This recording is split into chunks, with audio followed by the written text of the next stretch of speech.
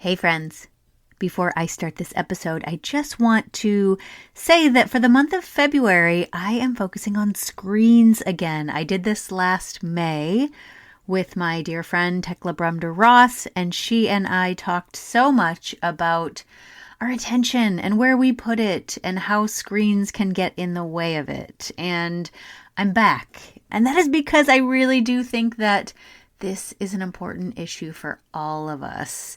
I'm talking for the first couple episodes in February with folks who are working with kids and teens and our youth and their screen use, but I do ultimately think it comes back to, especially for parents, looking at our own use. And even if you're not a parent and you're listening to this, or you're not in the child rearing stage of life anymore, I still think it's important to examine our own relationships with our screens, these ubiquitous devices and slot machines in the palms of our hands, to see how we use them and to see how, if we're being honest with ourselves, they keep us from connecting with other people. The algorithm sucks us in, and all of a sudden, we've lost an hour that could have been spent with another human, instead with a neck ache. So I hope you will stick with me this month. I think this is important, and that's why I'm focusing on it. And as you'll hear about in the first episode this month, there's a February challenge. Off February, around the world, people are taking social media apps off their phone, and they're doing it in community. So make sure you find out more about this Off February challenge, and let's see if we can look up and around so that we can gather, connect, and create more. All right, back to the episode. Hey, welcome back to Gather, Connect, Create. I'm your host, Megan Schultz, and this is the podcast where I am hoping to bring fun ideas, creative ideas, new perspectives, thoughtful conversations, all around the themes of gathering, connecting, and creating, because I believe that is what this world needs more of. And I think sometimes we just need a gentle nudge to be the one in our community that reaches out to make those connections. So hopefully this gives you some ideas so that can be you. Listeners, today on the podcast, I am excited to continue the conversation that we've been having for the last couple weeks here on Gather, Connect, Create, talking about teens and screens and attention and where we put it, and how sometimes these devices that we hold in our pockets or in our hands take it away from us. And I'm doing this in a very special way today. I'm talking with my sister, Molly, and her daughter, my niece, Sophia. And we are talking about a book. And it's a book that came out earlier this year. It's called The Amazing Generation, and it's written by Jonathan Haidt and Catherine Price and illustrated by Cynthia Yuan Chang. And it's a really cool book written for teens and tweens. I would say maybe 8 to 12 is the ideal age, but certainly relevant for all of us, honestly. I think we should all probably be reading this book. And it's a book that's really meant to empower the kids who read it because it tells them the story through a very colorful, fun, attention-grabbing set of chapters and also a graphic novel throughout. So they go back and forth between the teaching part of the book and the storytelling part of the book, but it's written in a way that's meant to empower the kids to understand what's happening behind the scenes of these big tech companies and what they're doing to us and how they're getting our attention and how they're selling our attention and attempting to keep our attention and keep us spending more and more and more time on these devices. And it's just a very helpful explainer in a way that doesn't feel, at least in my opinion, doesn't feel cringe. It doesn't feel lecture-y. It feels very fun and, like I keep saying, empowering because they're using language that describes the teens in the book. They're called the rebels, and the rebels who don't want to conform to what these tech giants or tech wizards want them to do, and the truth that the kids need to know so that they can make good choices when they're on their screens, and things like what happens to the brain with dopamine and what the tech wizards know about that, and so therefore are trying to get the kids to do on their phones. And so I really wanted to debrief this book with someone who it was written for. I mean, I can tell you my opinion until I run out of breath, and I really, really enjoyed this book. But at the end of the day, it's not written for me, it's written for the kids. And I think kids should be reading this. So I was curious to hear from a tween's perspective. And so I bought a copy of the book for my niece. I sent it out to California where she lives. And we got to have this beautiful conversation about her experience with it. And I had a list of questions and I stuck to it-ish, but I really wanted the conversation just to flow organically because I wanted to see her takeaways. I wanted to see what were the salient points that she pulled out of the book.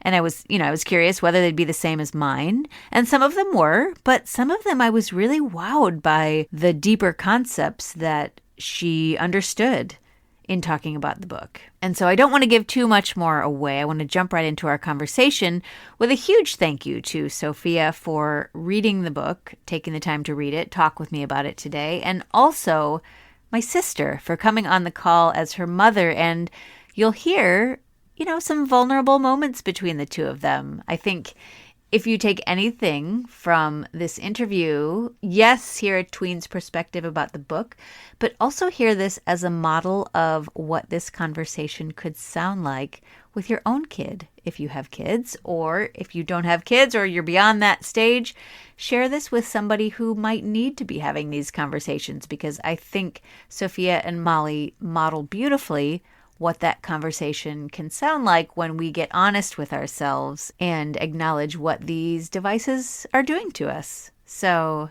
I really enjoyed this. I think you'll hear it in our voices that we were all having fun talking about what can be a not very fun topic between parents and kids, that's for sure.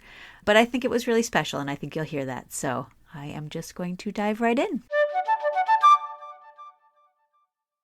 Hey guys. Hi. Welcome to the podcast. Hi. Listeners, I am here with my sister and my niece, which is super fun. My sister is Molly. My niece is Sophia. And we don't get to do this very often because there's usually a gaggle of us. There's 6 cousins who are mostly the same age. And so we don't get a lot of time for personal conversations. So I'm so glad you could come today. I know, I'm so excited. It's been really fun having this time to read this book with Sophia. Yeah. Well, and I talked a little bit in the introduction about the book that we're going to talk about, The Amazing Generation. And this conversation will be in part a book review, but more importantly, I am just honestly looking forward to getting your opinions, Soph, about screens and teens and technology and what it feels like to be, you're going to be a teenager in less than a month, right? And so what it feels to live in this world right now as a teenager.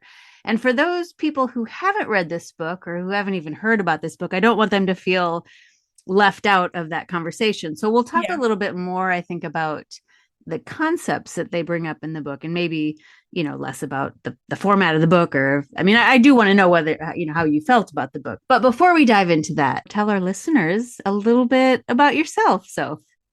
Oh, well, like you said, I'm almost a teenager.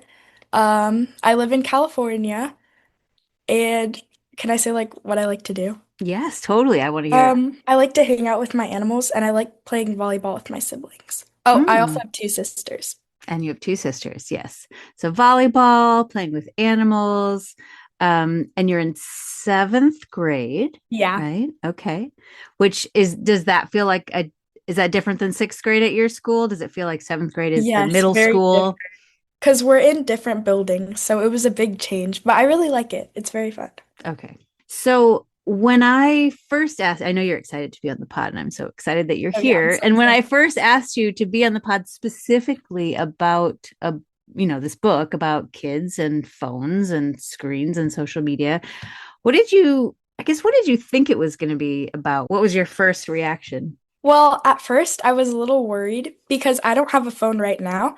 And I felt like if I read the book, it would give my mom a little bit more of a reason to not let me have one. Oh, thank you for saying that. I'm glad you brought that up first, because I should have said right away, do you have a phone? And you don't. And so what you're saying is you would like a phone. Yes. Okay. But after I read it, now I'm kind of having mixed feelings. Oh, interesting. Okay. Well, I want to go there for sure. But if you had to describe this book to somebody who hadn't read it yet, how would you describe it to them? I would say helpful and like informative because it gives a lot of information on things like I don't know if my mom knew about it, not to bring her like in it, but I don't know if you knew about it, that we both get to like learn together, like new things Mm, I didn't know. yeah. Well, like, so give me some examples. Like, what were some of the things that you didn't know or that shocked you or that, Well, when they were talking about the tech wizards and how they bring ads to like, as in we're not the customer, but we're like the product being sold, that was new mm, information to me. And it oh, made me like rethink a lot of the things I was doing. yeah. Have you noticed that when I know you don't have your own phone to see social media, but I Hmm. know you probably seen mom's phone or other My people's iPad, yeah. phones or yeah, on your iPad. Do you feel like you get ads that they know you're almost a teenage girl looking? Yeah. Like when I'm like, I'll be like scrolling on YouTube Shorts and I'll see like something pop up like, this is from Sephora. Do you want to add this to your cart or stuff like that? And I'm like, how do they know I'm interested in that kind of stuff? Sometimes in a way that's freaky, right? Yeah, You're like, very. wait a minute, I was just talking about that and now I'm getting an ad for that. What the heck? Yeah. Yeah, it gets a little creepy and I have to like second guess the things I'm giving to the computer. Yeah. So, okay, so you don't have a phone, but you have an iPad. Hmm. Do you have anything else? Do you have a Um, watch? yeah, I have an Apple Watch. Okay. So, in terms of communicating with friends, do you do that yet? Yeah, I do. I like doing that. But sometimes in the middle, I think what I do is I like watch YouTube Shorts when I'm waiting for them to text back. So that's Okay. also a problem. Okay. So, YouTube Shorts, you have texting, Hmm. like messages or whatever. Do you Hmm. have any of the other apps they talked about? Snapchat or Facebook or Instagram? So, Mm-mm. no social media. Sometimes I like look at Instagram, but it's not the actual app. Like just like looking at like my friends and stuff, like their photos. Because you don't have an account. Yeah, because I don't have an account.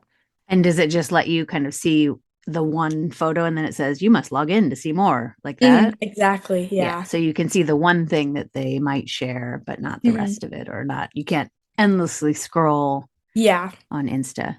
Which I think that might be a little bit for the better, but it's also, I feel like I'm excluded from like a big group of like people. Mm.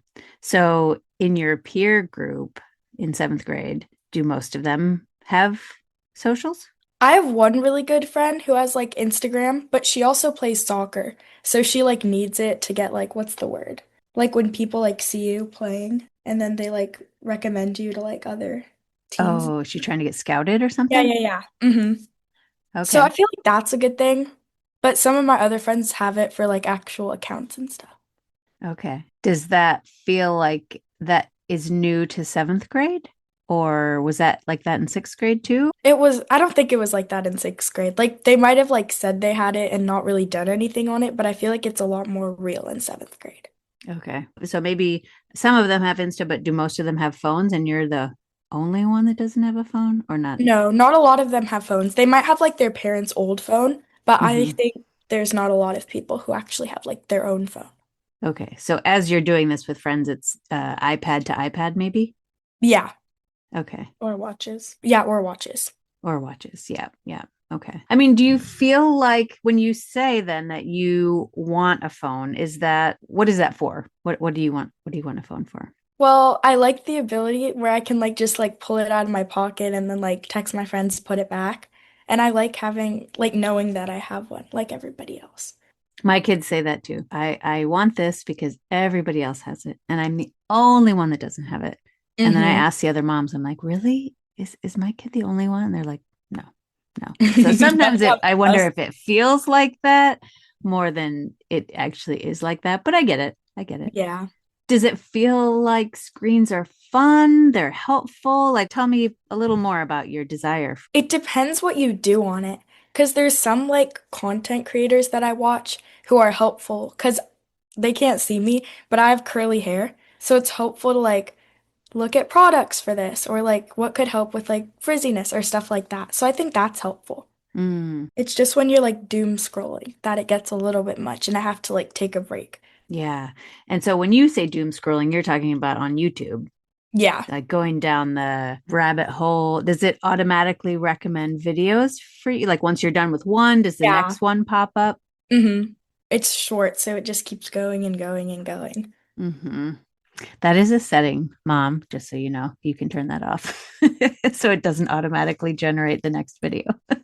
Yeah, that is something that I have, well, I've known that about myself, but I am not very tech savvy. And that is actually something in this new year that I want to get better at because I feel like it's necessary with three kiddos, three girls. Hmm. And so I want to get better. I feel like I do put their parental restrictions, but it's more so like they just have to ask me anytime they want to do anything at It all. gets very annoying when it's like, Yeah. you reached your 5 minute average on Disney Plus. You can't watch and she like set up parent control for like Bluey. Like, not that I watched that, but it was like, you cannot watch Bluey. You are under 13 years old. And I was like, oh. I know. Well, I feel like I just put them across the board, but then they Yeah. are asking me constantly. Yeah. Somehow, YouTube is one I haven't figured out, so I need to get better at putting some restrictions on that. Yeah. Let me tell you, so if it's not so fun on the other end either to constantly be getting pinged with, can I have more time, Yeah. Mom? Mom, can I have more time? Mom, just 5 more minutes. I swear. That's what I always say. Yes, and if I don't respond in like 2 seconds, I get the same exact request. I'm Mm. like, you got to give me a second. Do you guys have rules at your house about screens? Like what are your boundaries? And I'm not judging. I'm just curious how do you have a time limit? Do you have app limits? Yeah, we have app limits. So I think it's after you go 3 hours, like also on and off. Like you get off, come back maybe an hour later, like in between, not 3 hours in a row. But after that, I think it turns off. And at 9:30, no matter if we haven't been on it, it just shuts off, I think. So you're I think I initially had put the app limits for 2 hours or just the screen time for 2 hours a day, but inevitably something comes up where it's like we're watching the Warriors game or something and we just want a minute of peace and it's like, okay, let's extend it for another mm-hmm, 30 minutes. But I have to say, I do think when we were actually talking about this after reading this book that we just want to actually really start sticking to those limits Hmm. and start doing more things As a family. as a family. Yeah. Uh, mm, Because I are can, off screens. because me and my sisters don't get along, but when we do, I feel like we have a really good time. Like not on devices, like when we play outside and stuff. mm. So you notice a difference in how you guys interact when devices are present versus when they're not? Definitely. Hmm. Oh, interesting. Say more about that. Well, I feel like me and my sisters play Roblox, and I feel like when we're on that, we can be a little bit meaner to each other and mom. And so, but I feel like when we're off and like use our own like creativity, we can actually be like really fun. So I like Mm. when we do that. What kind of things do you do when you're not on? We do like dances, we play outside, we play volleyball. We take Kobe around the park. Me and Livy hang out. And like as a big sister, I like when they tell me stuff. Like I don't want to say on here, but they've started like telling me stuff and that makes me feel really good. Real connection Hmm. versus maybe that kind of online connection. Hmm. You're seeing a difference? Yeah. Do you see that with friends too? I feel like some of my friends are a lot more fun because I have some friends where like I'll be talking to them and they'll be like, uh-huh, uh-huh, like scrolling on their phone. But I feel like it's a way more fun when we're actually like communicating and like making jokes and stuff and like laughing because that actually makes memories of Yeah. like devices. Yes, yeah. It's so interesting. My friend who's been on the podcast a few times, she's a psychologist and her name is Tekla, and she talked about a statistic where, and I want to pull it up because I have it.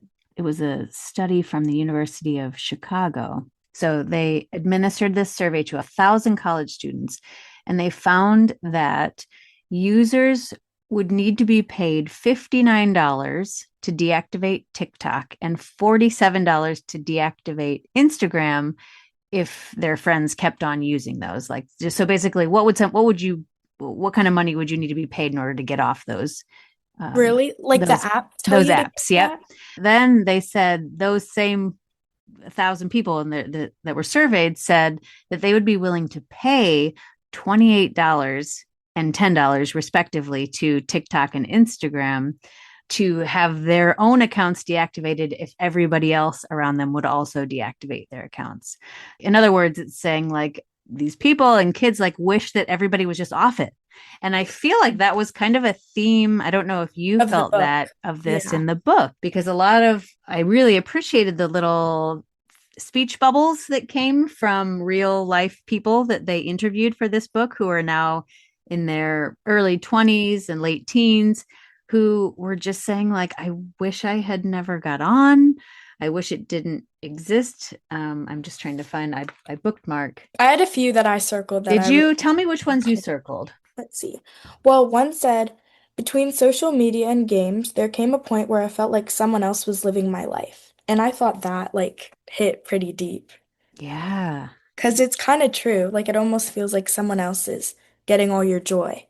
Yes, yeah. Instead of And living the life like you were talking about with the making memories, you're just yeah.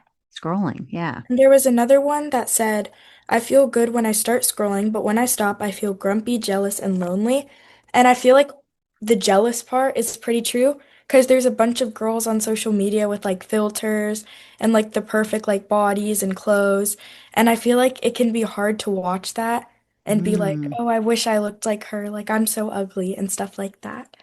And I yeah. feel that way a lot when I'm like watching these super pretty girls. And I sometimes have to remind myself, like, most of these girls are like fake. Don't take it too personally. Or they maybe spent hours preparing and putting on Yeah. all this makeup, or then maybe Mhm. they even have those crazy Filters. Snapchat filters, Yeah. yeah, or whatever. Yeah, for sure, for sure. That's a really good observation, Soph, that you noticed that about what they said and like how that made you feel and or Yeah. how it makes you feel to scroll, like I And I think feel like noticing that is huge. yeah, it also makes, I feel like not just me, but it also makes a lot of girls feel that way. Mm. And it can be hard. Well, there was a statistic. Oh, I turned right to the page. It says girls who spend 5 or more hours each day on social media, which is surprisingly common, are 3 times more likely to be depressed than girls who spend little or no time on social media. That's crazy. I also saw that. That was, Yeah. I think in that, and it's kind of, I probably was around on that same page. I was reading like 5 hours a day, which sounds like a lot to me, but I know that actually I would say, sadly, most of us probably do that. hmm And it was saying that 5 hours a day is the equivalent to 2.5 months a year. And that's if you're counting the full 24 hours in a day, and if you're actually going on just kind of the time that you're awake. Hmm. That's like more than 4 months a year on social media. And I was just thinking, like, oh my God, that's like a third of our life we're spending scrolling. And instead, we could be doing interactive things with like making memories. for Yeah. sure, for sure. And I think for me, I just downloaded TikTok, I think after the last election, because people kept sending me things involving the election. And at first I just, when you click on it, you can't actually watch it. So I just wouldn't watch it. And then I kind of was intrigued because I kept getting these videos sent to me by people who I like love and respect. And so I was like, oh, these are probably legit things people are sending. And so I downloaded it. And there are a lot of things that I like on TikTok, but I also do find that it's like usually at night when I've put the kids to bed and I'm just like scrolling. And then, as she was saying, it kind of looks at your interests and creates an algorithm. And so So you I don't just want to keep keep going down scrolling. this same rabbit hole. And sometimes I'm like, oh, my eyes are tired and I'm just still scrolling. And I'm like, this is terrible. I need to go to bed. I have to get up for work in the morning. So in hmm some ways I do feel like, oh, I wish I hadn't downloaded that app. I could Mm. still get rid of it, but Hmm. But you don't Hmm. want to. Yeah, I mean, it takes a lot to hit that delete button, but I liked how they did have a whole section on like if you want to delete it and how to do that, Mhm. but also even the idea of just taking some breaks for a while. Maybe you make Friday night your family night without screens and that's your game night or your pizza movie night or what, like it offered some nice suggestions there too. What did you think? I was curious, especially given what you said at the beginning about wanting a phone, Mhm. that rebel recommendations to wait until at least high school, if not longer, to get a smartphone and wait until you're at least 16, if not older, to open a social media account. How did that land? I agree about the opening like a social media, what's the word? Account. I agree 16 is probably maybe 15 or 16. I feel like that's probably a good age. But I don't know if I agree with waiting till high school. Because high school also isn't that far away, but I feel like eighth grade is the time where I would like need one more. Because I don't really need one now because I have Mm, stuff, but I feel like 14 is good. okay. Do they have that wait until eighth pledge at your school? I've heard of it. I haven't heard a ton of it from the school itself, but definitely the teachers are on board with that. Can you use phones in your school anyway? Well, we have after school childcare, and in that you can like bring your iPad, like do whatever you want, and they don't get mad. But you can't use it during the day. Okay. Okay. Yeah. Well, yeah, I'm curious what else landed for you about this book? Like as you were going through, what were some other aha moments? I love that you realized that whole bit about us being the product and us Hmm. being, our attention is what we're actually giving Yeah. them, right? And I don't have any off the top of my head, but when I heard the quotes like about like Snapchat and TikTok and how they know what they're doing, yet they still like do it, that kind of I Mm, felt like that was a little messed up. yeah. Yeah, and how even like the owners don't let their kids use it, but they're like brainwashing all these other kids. I feel like that was a little Yeah. distracting. Yeah, they had a quote in here from this woman who used to work at Facebook. Her name was Sarah Wynne Williams, and I actually just read her memoir, and it was a scathing review on what it was like to be behind the scenes at Facebook. But Hmm. in here, I'm glad they mentioned this because she talks about how Instagram can detect when teenage girls feel bad about themselves. For example, Instagram knows when girls delete selfies, and so they know that when a girl has just deleted a selfie, she may be feeling low or not liking how she's looking, and automatically they use that as an opportunity to show beauty products or to push, Yeah, and it's like, ew, doesn't that just feel wrong? creepy. Yeah, Yeah.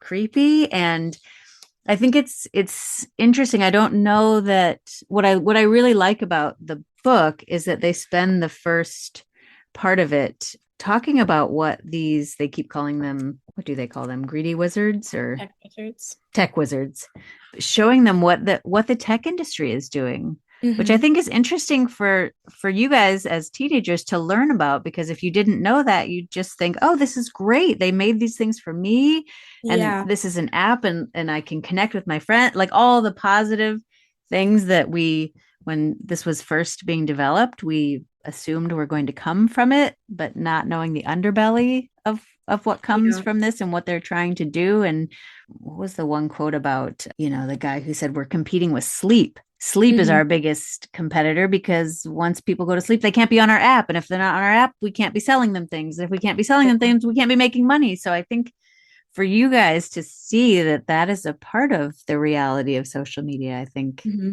Well, and the games too, and I am guilty of we've taken Roblox off the computers and then they've come back on, and because it is, all their friends play it and they have fun playing it. So it's, we've disabled the chat, and for the most part, they're kind of in the same room as us and playing with their friends.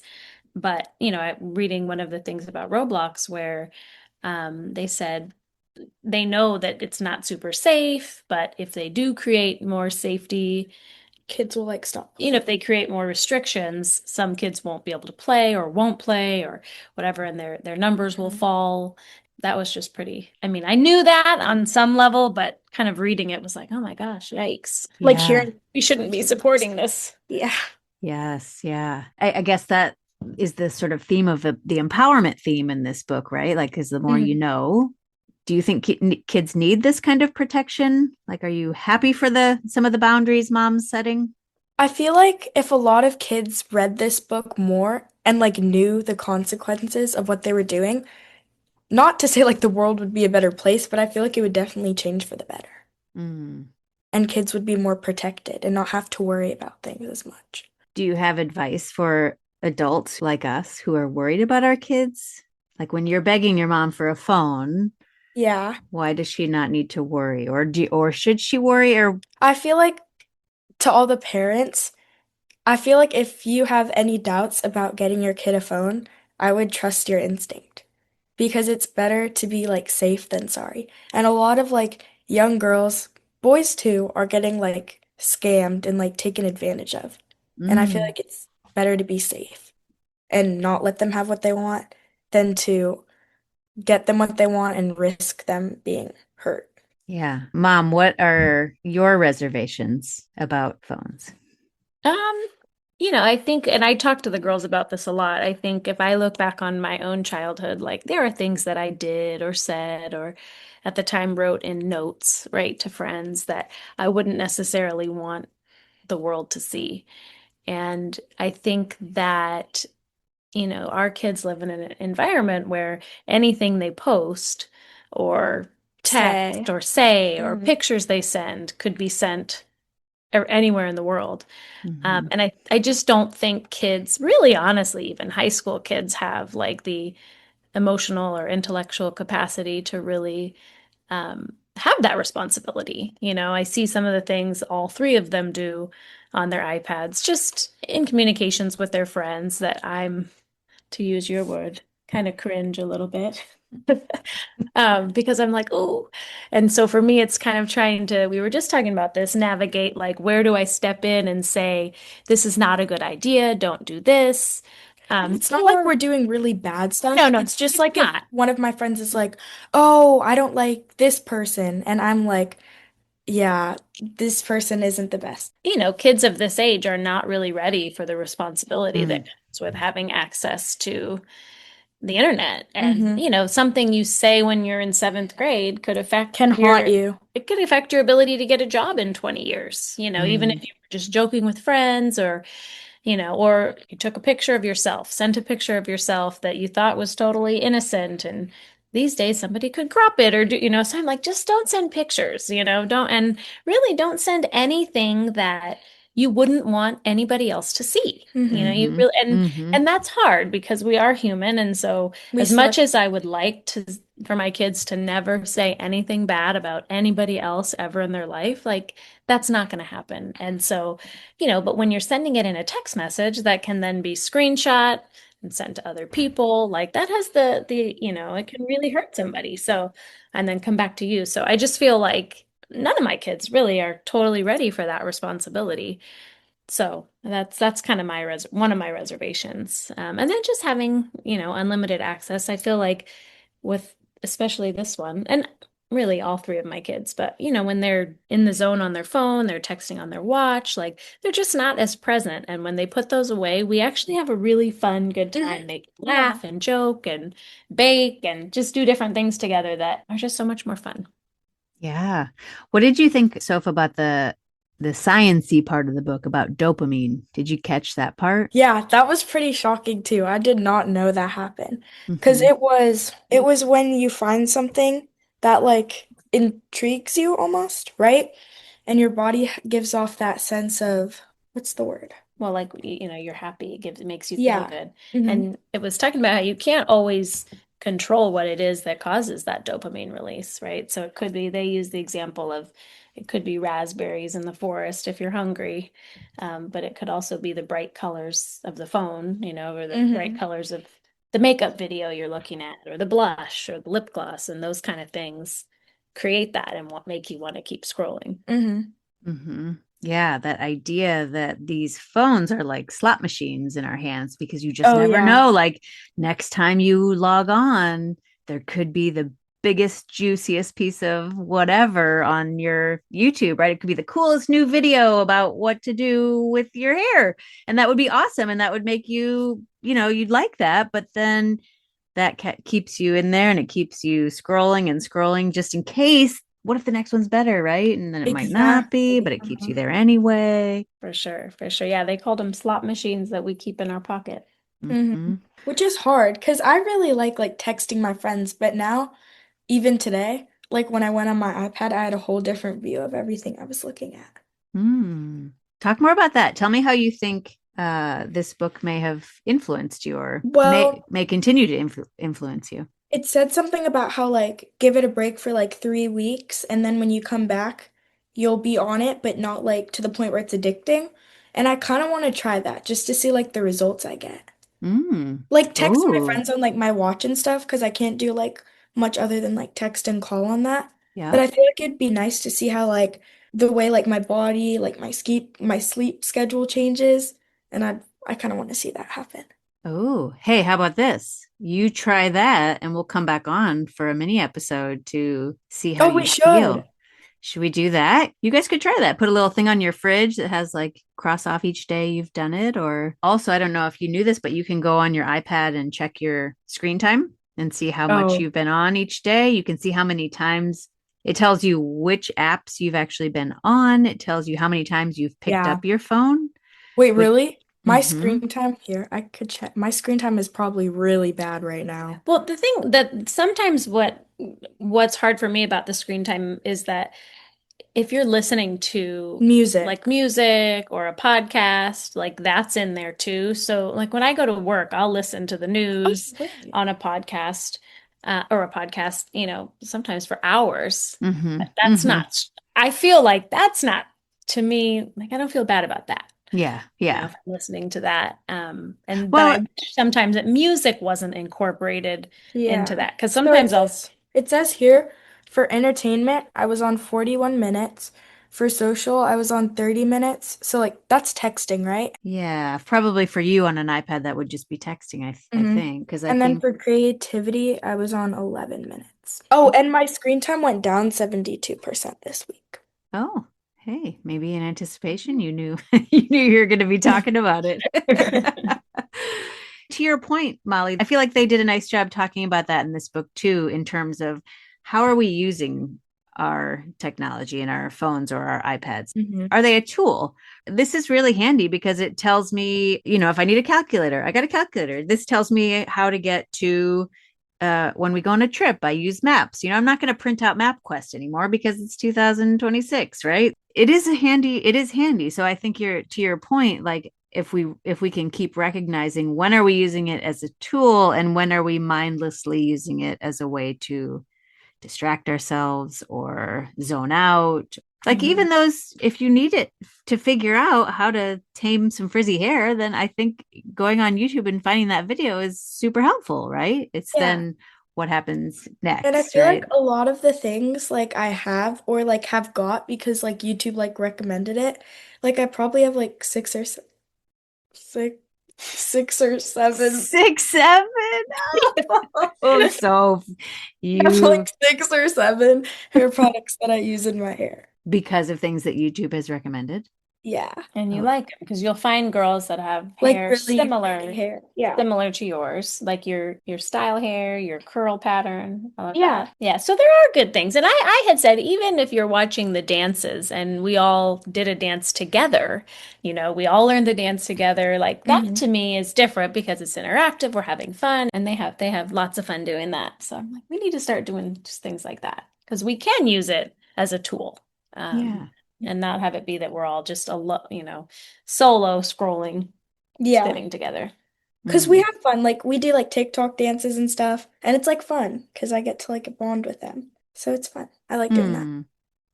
Yeah, I think there is sometimes a part of me that keeps having this conversation and bringing speakers to our school and having people on the podcast to talk about screens because I'm waiting for this somebody to just say, here's the answer. Here's the magic bullet of how to get it hmm right so that everyone's happy and everyone's connected. And you said it at the very beginning, Sophia. I thought that was really wise. Ask your kid. It depends on your kid, right? hmm There's no magic bullet for how to get it right, even within the same family, right? Probably your sisters maybe will use screens differently and want different things out of it. And you'll have to have Yeah. different boundaries and different settings for each of them, right? Because So, they play a lot of Roblox and I only play it when I'm playing with them.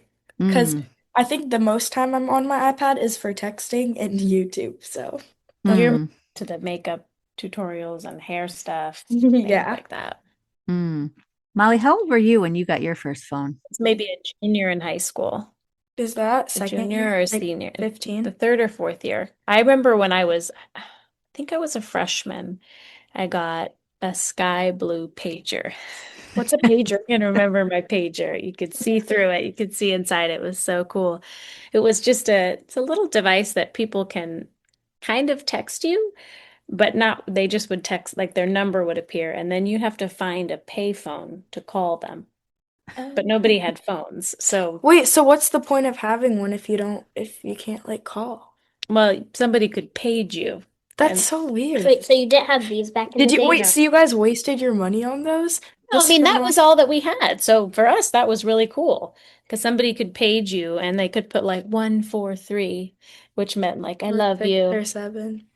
No, that was a thing then. And that was, I mean, when that's all you know, that was cool. And then I Yeah, want to say, I want to say I was a junior or a senior and I got a flip phone and that was really cool. And it was funny because they talked in the book about how we used to have to text. It was almost like numbers. Morse code where if you needed a C, you would have to press the three, like, three times. Yep.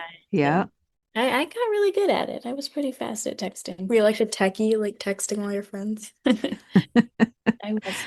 And I think there's kind of a when we had a speaker panel at our school the other day, and she asked all the parents to get their phones out and if they felt comfortable to leave them on the table up front for the whole meeting. And I'd say about 10 parents did that, and two of them had flip phones. So I think there might be a movement to get away from, I don't know if it's a big movement, but to Yeah. go back to flip phones. What do you see, Soph, in terms of the adults around you using social media or using their phones? I feel like they're pretty good about it. But like I remember, I don't know when it was, but it was a couple weeks ago. I went to go like get dinner, or I think I was picking up something with like my mom or dad, and I saw this old man like scrolling on YouTube Shorts, and I was like, that's so odd. I wasn't expecting to see him doing that. Mm. And I felt a little bad for him. But what about if dad and I are on phones, or how does that make you feel? It makes me feel like you guys aren't like living in the moment.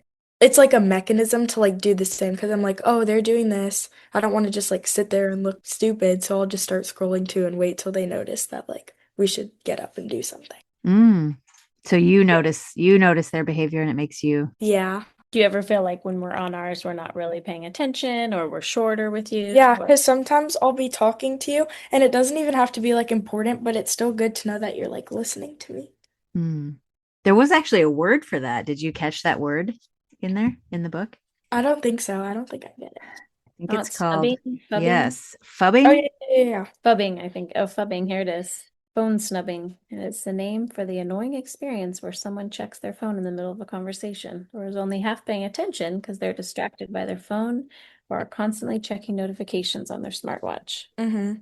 So you noticed I that do I stuff. do find that with myself, I have to say, if I'm on, I would say for the most part when they're awake, I'm texting is probably what I do the most, Mm. whether that's with work or friends or I wouldn't say I do a lot of scrolling when they're awake. Occasionally I'll check my Facebook or but I don't think I do a lot of scrolling when they're awake. But I Mm. do find if I'm doing anything on my phone, whether it's an email or texting with somebody and they come up and ask me something, I'm much more likely to be like, what? Hang Mm-hmm. on. And then I'm like, gosh, like, what Because am I doing? phones make you angry. Like Like, you're just like, stop, I'm doing this. Like, can't you see I'm like watching YouTube or something like that? but I'm like, really, what is more important? I need to put this down and pay attention. They want to tell me something, they want to read something to me, tell me something about their day, and here I am texting something and getting, being short with them. So those are the moments that I'm like, okay, I need to hone in on what's actually important. So I Mm. I actually last night after we were reading that book kind of changed my settings to the gray. And I Mm. did notice that it was much less intriguing to look at my phone, And almost like, almost painful, like Hmm. to watch it. And even when my younger two had picked up my phone, they were like, oh, change this back. This is awful. Like this is change it back, mom. And it was interesting because I definitely found that as I was scrolling after they went to bed last night, I was like, this is just not enjoyable. I'm gonna go to bed. Mm. And I went to bed, which was Yeah. nice. I got a lot of sleep last night. So I think I need to just that is a goal for me this year that we do more together. Because I was also reading some quote recently that was like, by the time your kid is 12, you've spent 75% of the time you'll ever spend with them. that's so sad. And I was just like, oh my gosh, I guess I've already spent 75% of the time I've spent with Sophia. And by Mm. the time they're 18, it's like 90%. So I was like, I only have a few more years where we're all here together. Um, Which is sad to think about. Like I remember in like fourth grade, like looking forward and like having all this life ahead of me. And I feel like now that high school is like right around the corner, and for my cousin too. I Mm-hmm. feel like it's getting more real, which is a Yeah. little bit scary. Yeah. So you want to embrace that time that you have left in your house, right? Before I you're Hmm. do. off. And yeah. And even if it's something that Sophia initially is like, oh, I don't want to do that, Mom. I'm gonna look I back. feel like when we do those things and I force her to do those things, she always ends up enjoying them. What have Mm. like we do like Just Dance or like we all do like Nintendo together and Mm. I like look Or back. we had like a reading time where we all just Mhm. sat quietly and read together. And initially she gave me Oh, I grief. hated that. She gave me grief because she was like, why are we just sitting here reading? I was like, "Well, Because we were supposed to have like family time and I felt like we were just like sitting there and not having any interaction with each other. but we were sitting there, we were reading our own books. We all got a little bit of time reading. And actually after we did it for a bit, you warmed up to it and then kind of enjoyed it. I Hmm. think it's just getting Yay. out of the habit of being on those screens because they are Hmm. addicting. Yeah. Yeah. Were there any other, Molly, from your point of view, any other aha moments from this book or things that you think that we haven't covered? Yeah, I think when I read anything about device time that I always think about is just comparing my own childhood where, we didn't have these type of screens. We did have Nintendo and we played that occasionally, but we might play for 45 minutes and then go outside for the rest of the day. And I do feel like my kids, they don't play outside as much as they should. I mean, they go play outside, and they actually, every time we do, they have so much fun You doing act like it. we're zombies. Like before this Mm. podcast, me and Liv were like playing volleyball outside, No, you listening to music. feel like you're zombies, but I do think that, when I was a kid, we were always playing outside. We were always discovering things, and this idea in the book that like being bored is good because Helps you when be you're bored, creative. that's when you're creative. And the same with you guys. When you don't have a device, you guys create dances and plays and Hmm. you choreograph things and you play hide and seek or you do artwork or clay building, and I think that sometimes I get sad because I think some of the best memories that I had as a kid were things that, being outside, doing things with friends. And I think they said that in the book that, you know, you're not really making the memories when you're on your phone. It said something about, I forgot what percent, but it was like, try to think of yesterday what you saw on like Instagram. And then it was like, aha, you can't remember. It's because it doesn't like matter. It's not a Mm. memory. But the things that you do are the things that are you're going to remember. And so for me, it's like I really now I want to just be more mindful and more intentional about kind of the childhood that I'm creating for the kids. And, spending hours a day on screens is not what I want them to look back and remember. So I'm just Mm. trying to kind of pull things from my childhood and bring that into theirs. Mm. Yeah.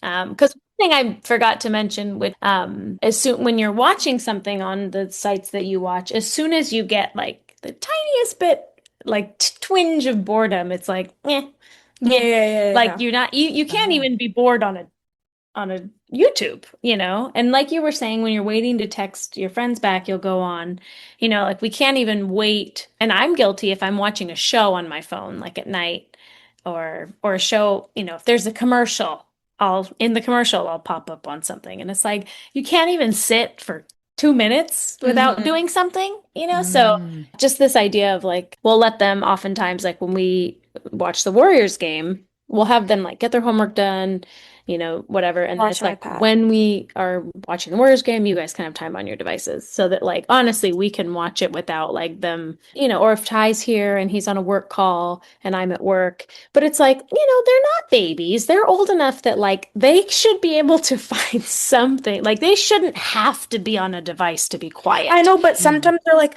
can we go play soccer outside? And then you're like, no, it's too dark. No, but I'm just saying in general, like Oh. it shouldn't have to be like, well, if we want peace, they need a device, like Mm. they should be Mm-hmm. able to just go play upstairs. You can watch a TV show, you can read a book, you can do an art project. Like, they shouldn't have to have this, like you have to have a device. So I think just being bored, like being bored Mm. is okay. Hmm. For me too. For me too. Like I think like I can just lay in bed and then I'll probably go to bed. Mm-hmm. Like I'm often tired by the time I get into bed. So, Yeah. Yeah.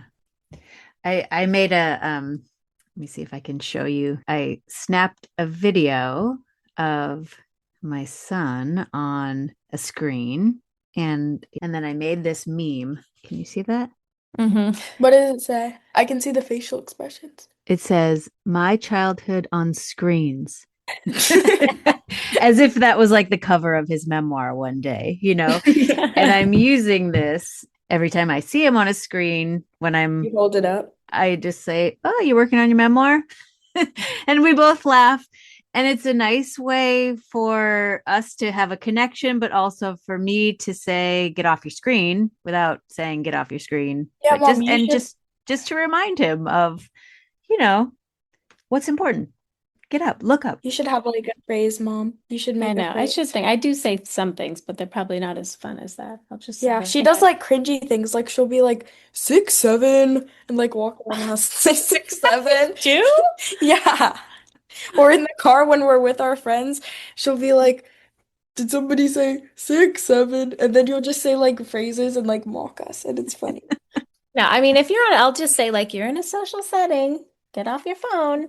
So I should create something more fun. But one thing that, last thing that really stood out for me was, I don't remember if it was a quote or just a line that I read, but it was, if you want a life that's meaningful, you need to be sure you're being intentional about the things you put into your jar, and Hmm. I think that, so for me, I was like, we're going to do after this podcast, Pilates. we're going to do a family Pilates and yoga. Mm, Elda's going to lead the yoga.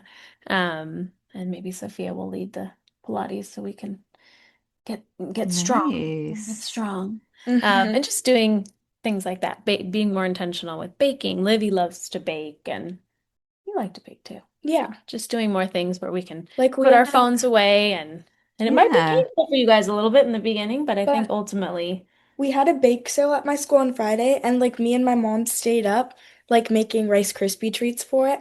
And it was really fun because I feel like being one of three daughters can be hard sometimes because like my other siblings are like, "Mom, Mom, Mom, do this, do that." And sometimes I feel left out. But I feel like when we actually bond, I have a really good time with you. thank you. Aw. Hmm. I don't Oh, know, well, kind this is, of I'm sense to so it. grateful for you guys for reading this book with me and hearing some feedback because I read it. And so I don't know if you guys know this, but the man of the author, Jonathan Haidt, he wrote a book called The Anxious Generation for Parents, basically. And it does cover everything in this book and then some, but it's also a little like scary because it's got facts and a lot more statistics and, Like creeps and stuff on the internet. well, I mean, it does talk about that, yep, but it also talks about it's really helpful for parents, I think, because it gives things that parents can think about doing differently. But I love that they came up with this one for kids so that and kids and teens, so that you guys can learn alongside us what's happening and what's going on with the tech wizards and what's going on in your brain, and then just Hmm. really being empowered so that you can decide when you do get that privilege of a phone, if you get that sometime in the next couple years, how do I want to use this and how do I want to be on this device and what kind Hmm. of intentions am I coming to this with, so that you're doing it in a way that feels safe and honors who you are and what you want to be and who you want to put out into the world. And Hmm. so I think I'm really grateful to have you on, Soph, so that I can get your opinion of this because I love it, of course, because it's saying the things I want my kids Yeah. to understand. But I was curious how it landed from a teenage perspective. So Mhm. if you had anything to say to the authors, would you thumbs up? Well, I would thank them for giving me all this information and a new like perspective on everything. Mm, Are they listening right now? I don't know. Oh, thank you.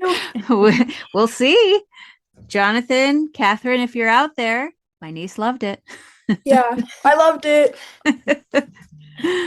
um, Molly, also, I'm grateful that you're on this call because what I have found and what we've found as we've been talking about this with parents at our school and on the pod is that we're always, as parents, wanting answers for our kids. What kind of boundaries should we set? How much is too much? Or what should we do? Is my kid ready for an iPhone? And every time we have this conversation, it comes back to, well, first we really need to look at ourselves And Yeah. what are we doing? And how are we modeling the behavior that we are asking our kids to live into? And Yeah, exactly. Because sometimes it gets annoying when you're like, Soph, get off the iPad, but you're still like on TikTok, like scrolling. Okay. what I was going to say was thank you for being vulnerable on this podcast. I will acknowledge I need to reduce my screen time too. I will. I'm not, and not to be defensive, but you rarely see me scroll on TikTok, just to clarify. But having said that, I do need to I do need to decrease my screen time too because I want to be around you guys. You guys are so much more important than anything I could find on my phone. So just trying to make make my time with you guys intentional and make good memories. hmm Well, it feels like you took some good lessons from this book, Soph. So I'm excited to Um, see. And if you are serious about a challenge, let me know, and we can check in, and we can do like a little mini-sode. Perfect. Okay. Well, thank you both for being here. I'm really honored to have you. It's fun to have.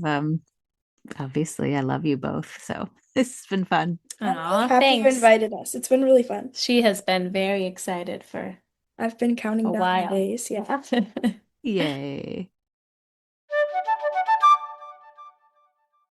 Thank you, Sophia and Molly, for coming on this show and having this beautiful conversation with me. I'm so grateful that they were both willing to come here and share sometimes vulnerable feelings about our own screen time and tech use and how we could sometimes be better. I think it's so important for our kids to see that we are also human and that we have things that we want to work on as well. And I just so enjoyed those beautiful moments of conversation between mother and daughter. I wish this podcast was live so that you could see the beautiful moments of connection between Sophia and Molly that were happening, as well as hearing it in their voices, because they were making those, I think the Gottmans call them bids, right? Bids for connection.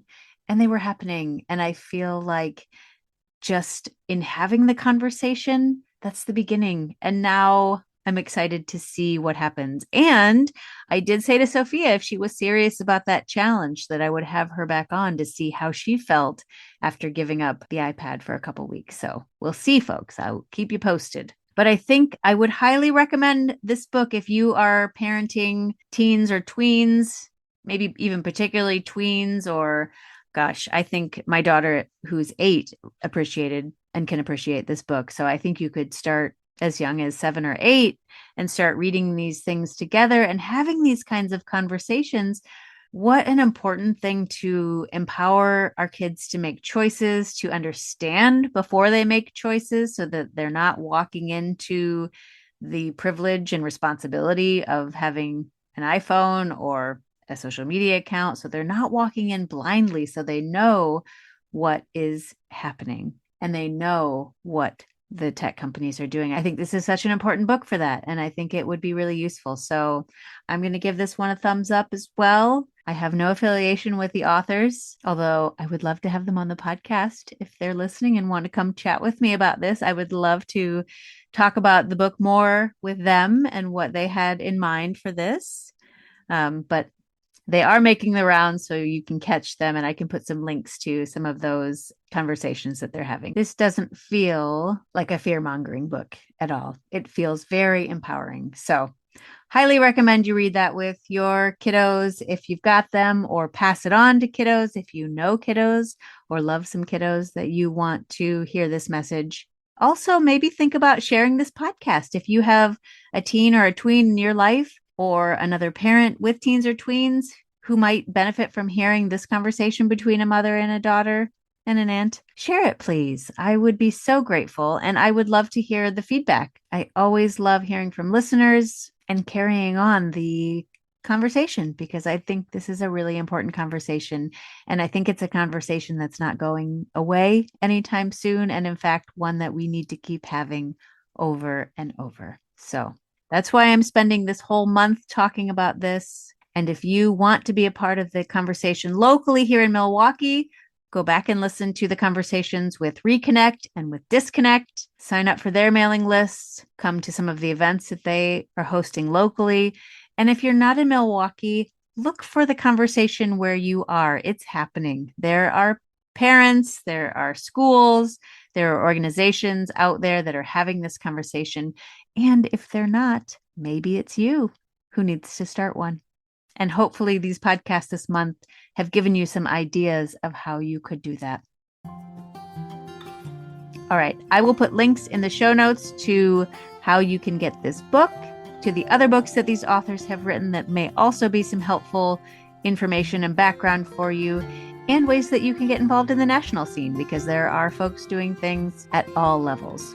I will be back next week with another conversation on ways to gather, connect, or create in community, because as we talked about in the podcast today, it's about those memories that we are making in real life. Let's make more of those, shall we? And let's make them together. All right, see you next week.